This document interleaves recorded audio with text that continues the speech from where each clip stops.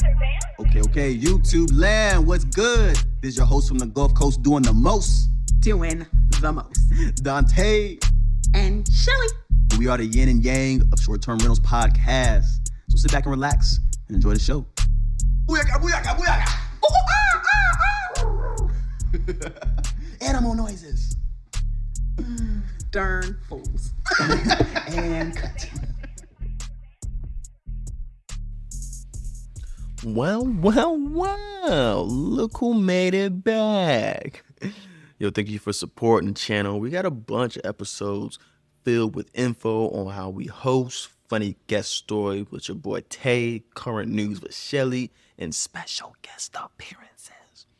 Also feature some local music artists for the outro, so make sure you stick around to the end, my friend, and peep all the links in the description. Dropping gems. So sit back and relax and enjoy the show. Yeah! You feel that, ladies and gentlemen? That is the pure excitement of a young black man having success in one of his business ventures. And maybe that don't hit for some people, but if you done failed a couple times, that success takes different, man. So I say all that to say today's topic is about something that a lot of people care about heavily.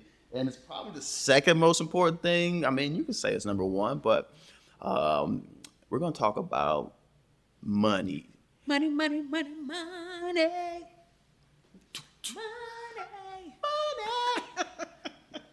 Man. So money was a big, if you guys pay attention to some of the other episodes, you know that money was a big reason and motivating factor for me even getting into this space. And when you do things, it's good to set goals, make plans. So after talking with people and looking into this market, I had a goal. I had a money goal. And I was like, this is the amount of money I want to make a month minimum. And this is the amount of money I want to make this year. I don't know if it's going to happen, but that's the target. And ladies and gentlemen, I'm here today to tell you that your boy is about to hit the target. I'm talking about straight bullseye, man, on year one. And I'm talking, and this might not be a big deal to y'all, some of y'all, but I'm talking 10K. 10K is a big deal for your boy. 10K went for me from like being paycheck to paycheck to being like getting an extra paycheck a month and saying, oh, wow, now I can like really save and invest. Because it's not like a couple hundred and I'm really like, could I, that struggle, should I invest, should I save, should I invest, should I save? Now it's like I can do both. That's fantastic. You know what I'm saying? So I'm super ecstatic. I'm over here on the app, actually the web portal for Airbnb, and just looking at a year of just taking a chance. You seeing the graphs, man. I'm talking my first 2 months. I'm talking. Let's see how much I made the first 2 months. $78. Before taxes. Yeah. Oh, yes. Let's not forget that, ladies and gentlemen. My man missed a tax in the cut, like, bruh, don't forget, with his hand out, like a pimp on the corner, like, don't you think you gonna pocket that? Oh, my brother, Uncle Sam, he's his cut. Why won't you To give me my money. So yeah, man. So after going through 2 months of that and really being like, I don't know if it's gonna happen, you know, March took off, April took off better, May was strong, and then June and July hit. And then I got into the short-term or mid-term rental with one of my guests who loved the space so much, we locked in a deal for him to stay month to month for the rest of the year. And we got it at a price we both agreed on that we felt comfortable with. And everything has been, I mean, I'm very grateful, to be honest, because I don't know what people have on their first year, But to make 10K on your first year and only be in, I mean, I might have been in. It's probably under $1,000 that I put in. You know what I'm Right. I saying? remember we talked about, you said you started with an $800 investment. Yeah. So that's an investment of $800. Right. Profited me 10 minus some taxes and all that stuff. But yeah, you know, it's like, it's a big win. Big win. Absolutely. Absolutely. And that's, again, you're saying in the first year, but technically we are still in November. So we still have a whole nother month Yeah. to go and some change. So I think that's huge. And what I want to actually ask you about in relation to that, because I that's a huge win because it's Thank you. 2023. But we talked about a podcast that said Airbnb is dead. Mm-hmm. I've seen a lot of stuff on social media about people. I'm leaving Airbnb. I'm no longer doing Airbnb. We've talked about a lot of the changes that have happened, even with the company and the site and how they do things post-pandemic. Oh, you know, the economy and recession and people, you know, is getting tight again. Yeah. We got a whole war going on A overseas. lot of people nervous, a lot of tightness in the tension. Right. And so this is not what it was considered the peak Yeah. of Airbnb. That is true. That is true. I came in on like a very volatile, unstable, you know, ground, you know. I'm always late to the party. And I'm always what's late to the party. Yeah, and people, the Airbnb bubble has burst. Yeah. It is, people are jumping ship. And so I really, huge congrats on setting a goal, which I think is extremely important as well. I'm Setting learning. a goal. I'm learning, guys. Because I didn't have a goal. Whoa, hold on, yo. That's major. Like, for me to have done something that Shellie didn't do, and Had she's no- on it, Had no financial goal. which is fine. You can do Right, that. right. And that's the whole beauty of it. Yes. It can work either way. Right. I absolutely had no financial goal, but definitely I earned anything that far off.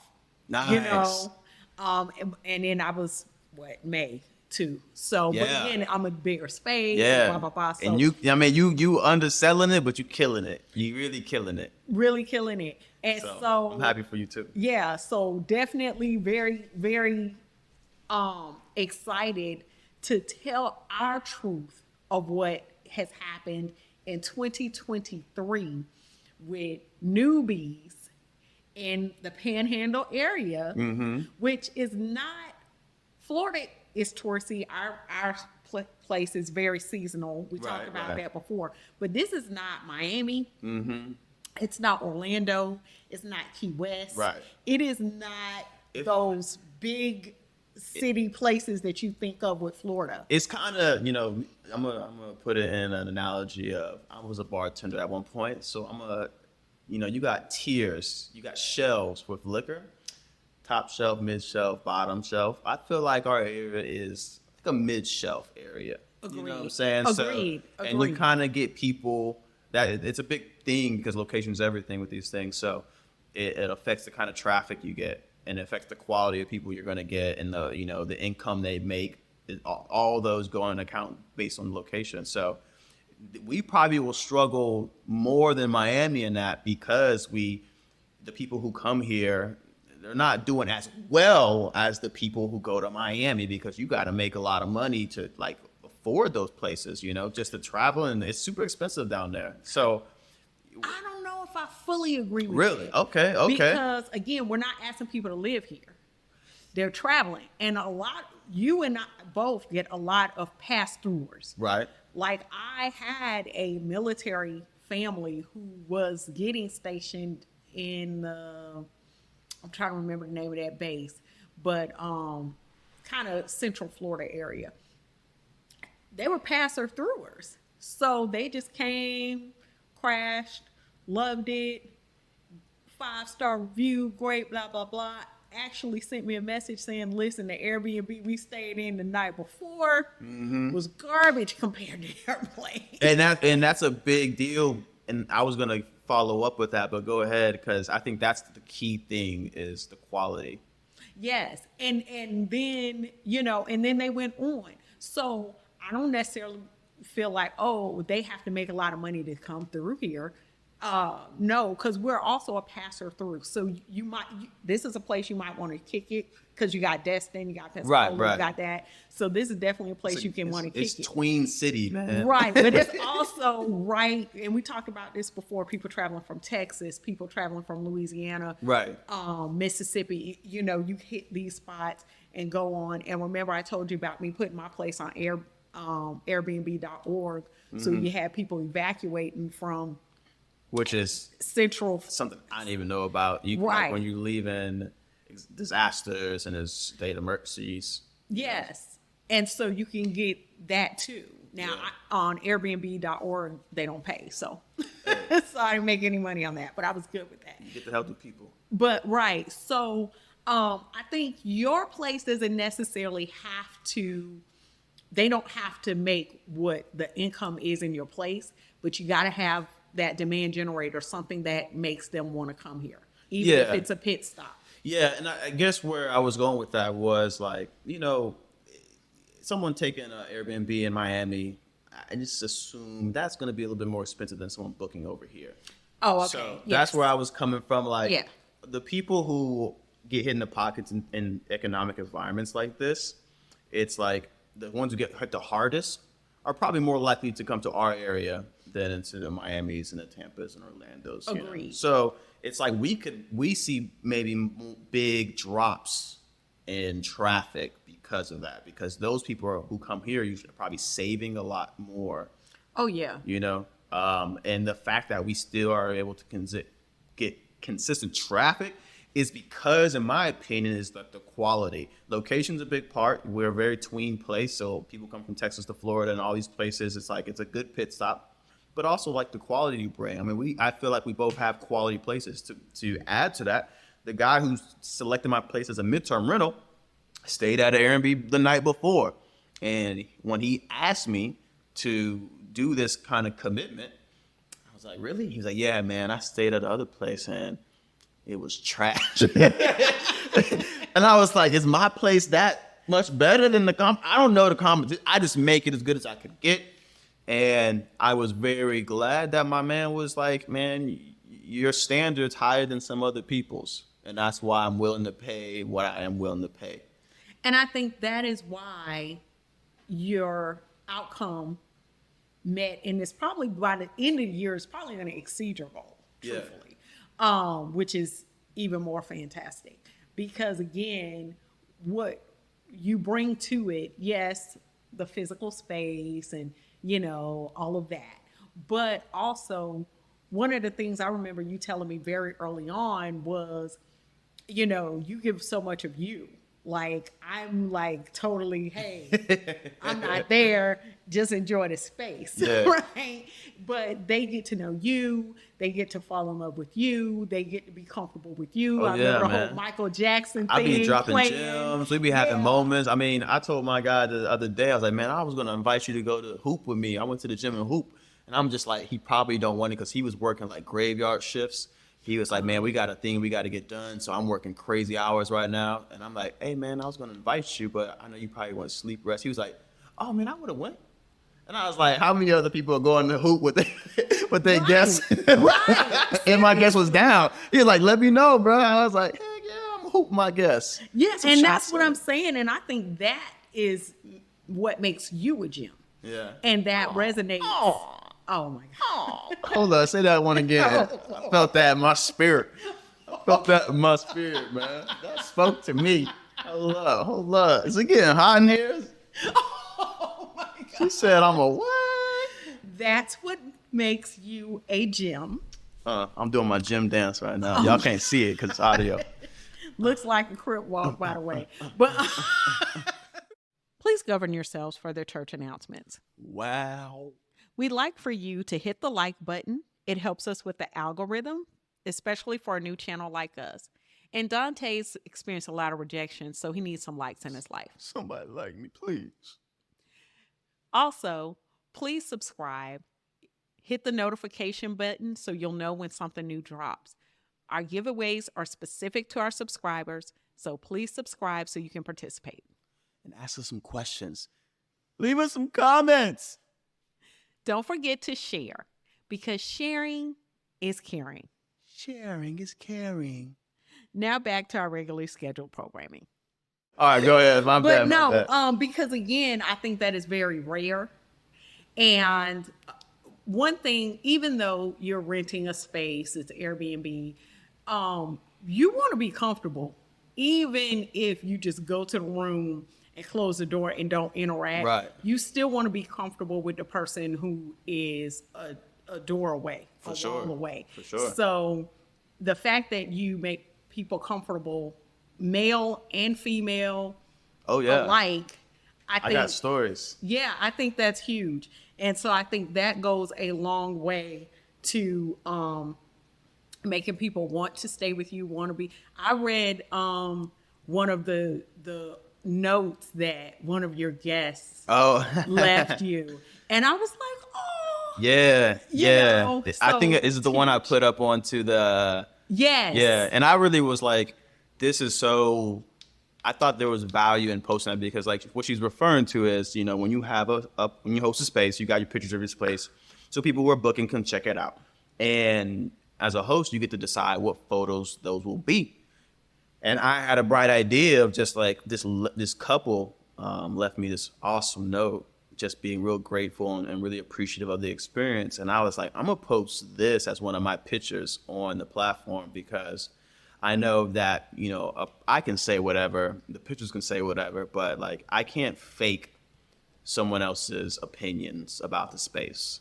And reviews are a big deal. So I was like, I'm gonna broadcast this because I'm super proud of that. And the guest was happy. And I feel like that confirms what you want when you come to my space. So I'm glad that it resonates with people because that's authentic. That's pure. That's like, I didn't tell them to write that.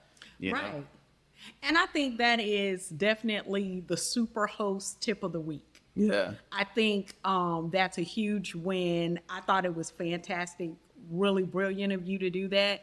So any newbies or even oldies but goodies, what he did was, I have a guest book. I don't even think you have a guest book, do you? Nah, man. So I be thinking about it, but I haven't committed. But I saw yours, and you got some cool stuff in there. I was like, man, maybe I should do that. Yeah, $5. Yeah. $5. $5. $5 on Amazon, or got get a $5 notebook and just leave it there. Right? Yeah, for real. That's 99 cents. Yeah. Right? But yeah, so he had a guest who left a note about how much they enjoyed their stay and how great it was to stay with them and how he made them feel and how much they enjoyed it, and thanking him for that. And he took a picture of that note and posted it on the Airbnb site. Mm-hmm. And so that as people are looking through and they're looking at the room, they're actually looking at a handwritten note left by one of his guests. Her name's there and all that, about the experience. And some people will put a review. Some people don't do reviews, but some people do review. A lot of people, I think, do reviews. But going the extra mile and that handwritten note, and a lot of times that's a little bit different than what they'll put on a review. Yeah. That's personal, especially in such a day and age where who's still writing stuff. Everybody's It texting. reminded me of like getting a note from school back in middle school because it was in purple marker, and I was like, "This is a cute little note." Yeah. I feel like if I would have got this from a girl in middle school, I'd have been like, "Okay, I'm about to write her a note back, man. Oh, my Lord. You gonna get a note back." Oh my God. You know what's so funny about that? And it's funny because like that lady who wrote that, I still remember the couple vividly because they scared the crap out of me. Because I remember when we were talking, I don't know why I didn't know what exactly they were coming. Maybe I told people like, hey, let me know if you're on schedule, stuff like that. But they didn't. And they, you know, I have my keypad, and some people struggle with the keypad. Yeah. So the woman walked around the house And I was home, and I just saw someone walking in my backyard, and I literally, I was like, oh man, who is this? So I got on edge. So I was on orange alert. I wasn't on red alert, but I was on orange alert. And then she like text or called. It's like, hey, we're here, but we can't figure out how to get in. I don't know. Then I was like, oh, that's you outside my window. And she's like, yeah. I was like, okay. Cause you Dude, why wouldn't you send a message before you start just lurking around the house? No. I was like, who's looking in my, I was like, oh. Who's that looking in my window? Because I'm thinking my guests are going to pull up and just see this random stuff going on, like some transits, like just moseyed in my backyard one day. And I'm just like, this is the best time to deal with all this. Like, they're going to definitely come back. But it was funny. She was just trying to figure it out. But yeah, so let me ask you this. I'm going to go back to the money real quick. Yeah. And you may not know this because it's not just like on our apps, right? The apps just tell us what we made or whatever. But what do you think? Because the app tells you what you made. Mm-hmm. But you know what you spent between, obviously, your startup costs, which we talked about that. Right. But just your regular operational costs per month and stuff like that. What do you think? At the end of the day, what do you think your net was, like your profit? So if you subtracted that part, what do you think you walked away with in that regard? So if after initial expense, which is probably around $800, and then, man, I probably spent maybe $200 total on operations expense, because I'm talking about it's just a room and a bathroom, like you're getting like supplies for toilet paper, napkins, stuff like that. And then there's you bought a fridge though, right? Yeah. So that was like later, but yes, that was something too. So there were some upgrades. So like the normal supply cost is kind of regular. That's probably about overall $200 over the year. That's fantastic. Yeah. So that's something I really, I knew that I wasn't going to have to spend a lot on just supplies because I'm managing not a whole house. So I was like, this cost shouldn't be too big. The other things, the upgrades of like adding some additional things. Like later I got some floating shelves to put my little vinyls on because my room was very basic. Like when you look at the pictures, it's not how it looks in the pictures because I haven't upgraded them because those pictures are pretty clean. I got them professionally done. And I'll have to get some new professional ones after my guy there gets out. And then you'll see that there's some floating shelves and I have some decor vinyls that I put on there and stuff like that, some plants and stuff like that. Not too much, but a little bit. So those are upgrades. And then the fridge was another upgrade. So with the upgrades, man, I probably spent like maybe another $200 total. Yeah, none of that is super pricey. Yeah, so right now we're at like, what, $1,200? And then with like taxes over the course of a year, I think and penalties. So it's typically about $50 a month, $50 a month for my taxes for the amount that I'm bringing in. I mean, it's based off what you make that month, so it can fluctuate. But I'll just do average of like 50. So that's like another $600. So it's like maybe 2,000. We'll just say 1,800, about 1,800. Yeah, we can roll it up to 2. We'll say so 2. At the end of the day, you still walked away with net 8 G's. Yeah. So easy money. Yeah. You know what I'm saying? Not without any work, but definitely easy money, not a second job, not having to go somewhere and do this and that. 8 G's. And again, the year's not over yet. Yeah. Right? So you might be at 10 by the end of the calendar year for real. Oh yeah. I'm definitely on pace to hit. Oh yeah. So and it's been good. It's been good. I mean, it was something that I'm very grateful for. I was going to say because these kind of details might be something people might be interested in, but you're doing very well. And what was like your best months and your worst months? I would have to check on here, but I'm pretty sure July was my best month. Yeah. I think July was my best month. Just looking quickly. What do you think? Yep, July, for sure. So what'd you do? Let me. If you care to share, if you don't have to share the numbers. I'm trying to. While you looking filter at it it out. up, June was actually my best month, but that's because I took time off in July, so I actually shut it down in peak season, which I did. Not, it's cool. Like I was like, man, I could be making more money, but I was doing okay. So I was like, and I needed a break. Like every 6 months, I try to take like a week off from work. So July came, and I was just like, let's just take a break. But June, I think I was at like, I got it up here. What was that? So we're about at 1,600 for June. And that was like, the crazy thing about that was that was like double of what I made in May. So in about, Okay. Yeah, so like May was like, it was like in the 8s. And then I went to 16 and I was like, oh, let's go. Like, I was like, okay. Man, I was geeked. I was like, this peak season. Now I know why business around here really cater to like, when the season starts, it's like when the money's there, when the traffic's there, you really just gotta hit that hard, like maximize and make sure you get in your book and do all this stuff. And so I was like, man, I really feel like a seasonal business right now. Yeah. So I did 25 and some change for July.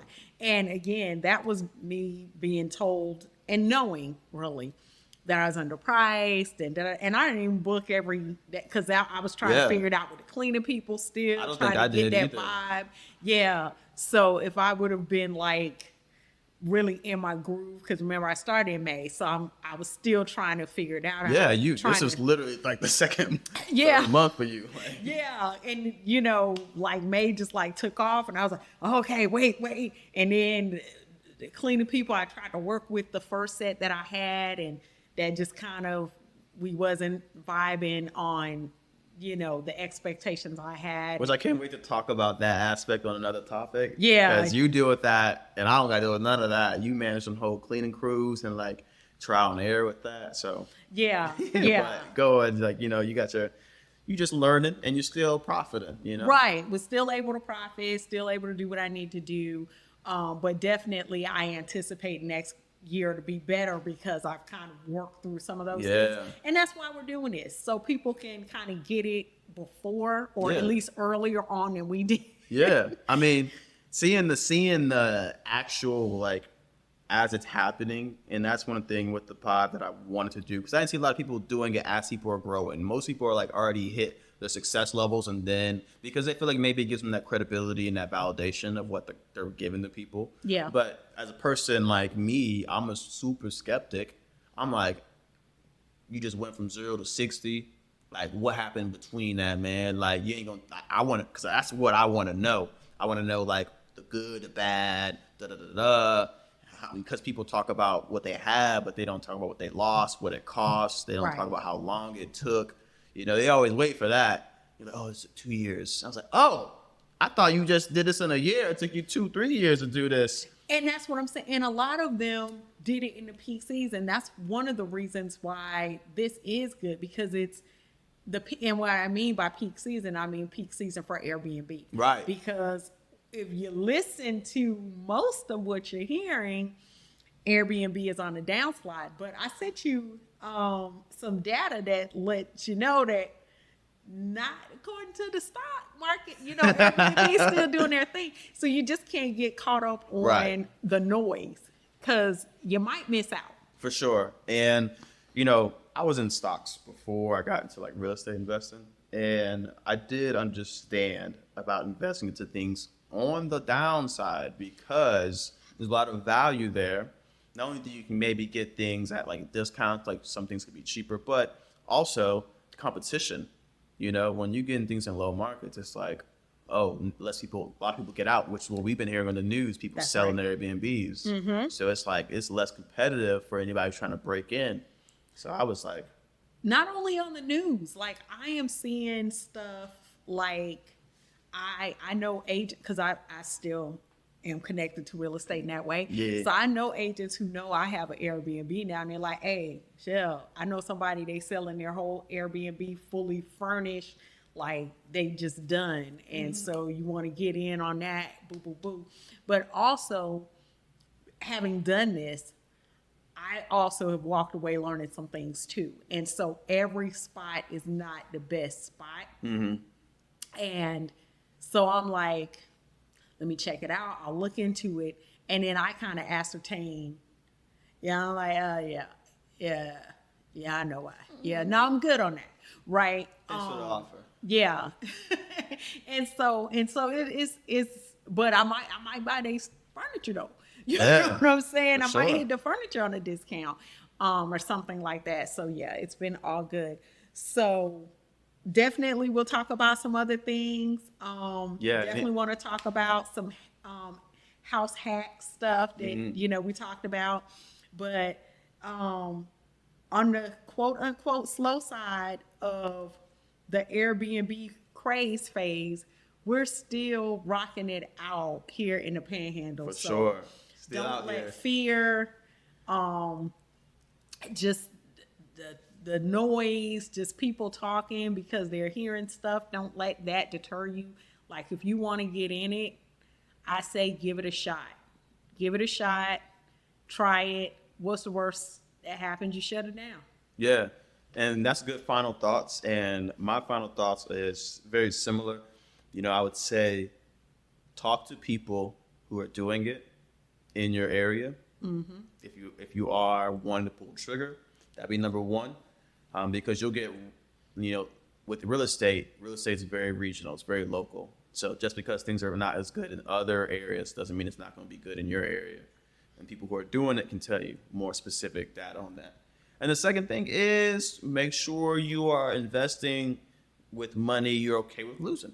Because it's always a possibility that, it could make you, it could go under. You got to shut it down. It's too much. They don't work out. So you only play with money you're willing to lose when you invest. And that way, you got to have that mentality because we might have moments where things don't work out. We don't know. I mean, it's good right now. And, we're going to make the most as we can and just be cautious, play smart. But take action, you never know. Put quality into your work, into your spots, and the people will be the judge if your business can be a success. So invest into them, they'll invest into you. And that's a wrap, Till next time. Till next. Blessed like, S-Class, when you're fully redeemed, to give you what you want. The road to Orlando, he took me to and from. Not one accident done, now that's what's happened, none. Since the adolescent, I've been blessed without a question. To prosper, I've been destined, past, future, and my present. I praise you because of you, Lord, I've learned some lessons. Diligently get on the knee when the devil starts messing. I thank the Lord because I never had to slang, was raised right, and my sister was the same way. And we was taught how to get down on our knees and pray for every single blessing on each and every day. Jesus took 2 fishes and 5 loaves of bread.